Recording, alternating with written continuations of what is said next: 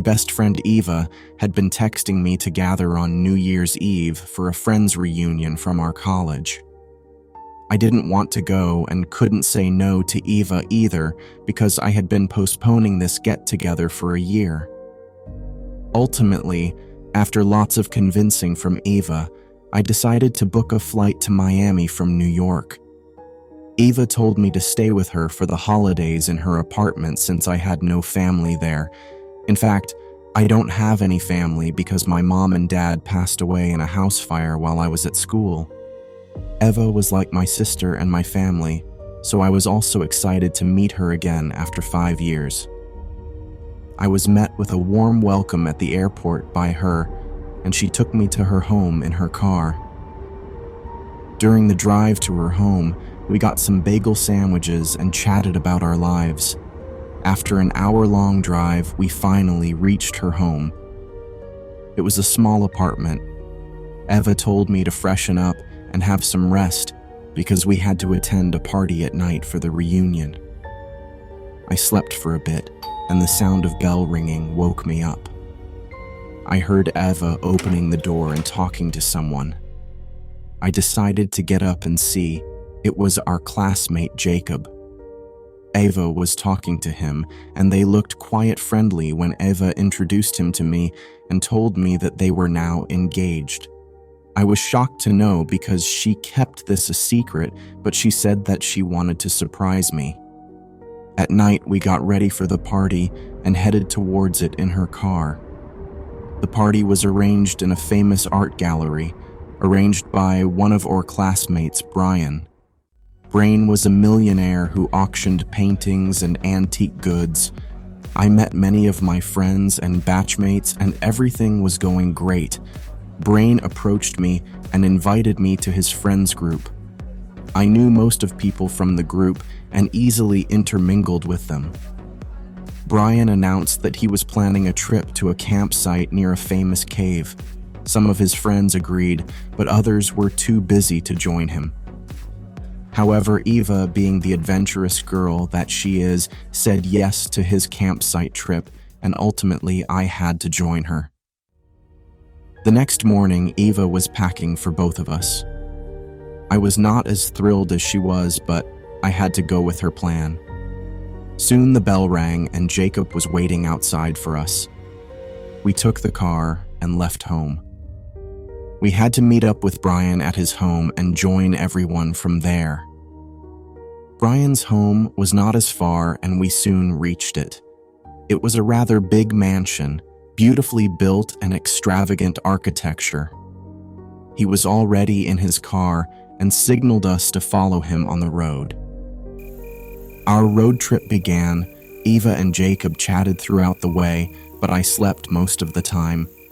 It was almost dark when we reached the spot.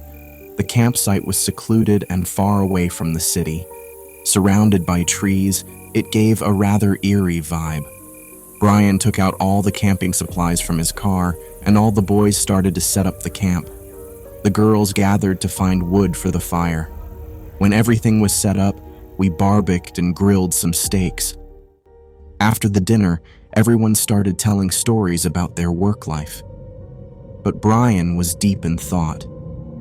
He began telling us a story of a time when he was younger and used to play with his friends from the Boy Scouts. One day, they were playing and got lost into the woods where they saw a large bird landing on the ground. And as it landed, it transformed into a human-like creature but had pale white eyes. The kids ran back home, but Brain said that he still feels that the creature is somewhere waiting for him.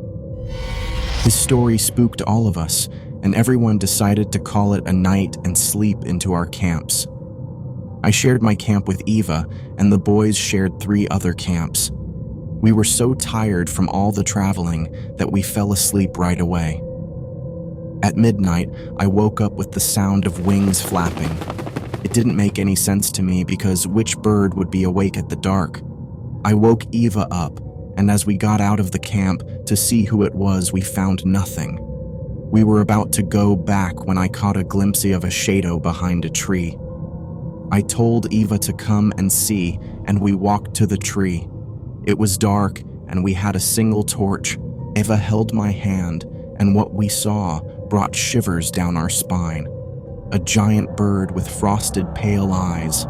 The bird was as tall as the tree, and it was staring so deeply at us as if looking directly into our soul.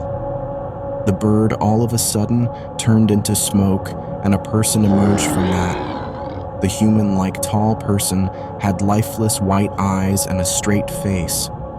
Ava let out a terrifying scream, waking up Jacob and Brian, and they came running from their camps. We told them everything, and a trace of unease appeared in his eyes. I understood that he was hiding something, and we interrogated him. After a lot of pressuring, Brian said that he did not complete his story. The kids that were playing with him all had their eyesights taken by the creature, and Brian kept on having haunting dreams about the creature and his demand to bring more people to feed off their sight. Brian said that the creature feed on the fear in our eyes when we see it or anything scary. Everyone got worried after learning the secret and decided to pack up and leave. We were all petrified by what will happen to us. And as we were getting into the car, Brian hugged us and said he will stay back. He said he felt guilty of trying to trap us and that he will fight the creature on his own. I hated that we agree with him, and Eva dragged me into the car, and all we could hear was the loud flapping of a bird. It has been many years to the mysterious incident, and we heard no news of Brian, but we hoped that he survived the bird in the woods.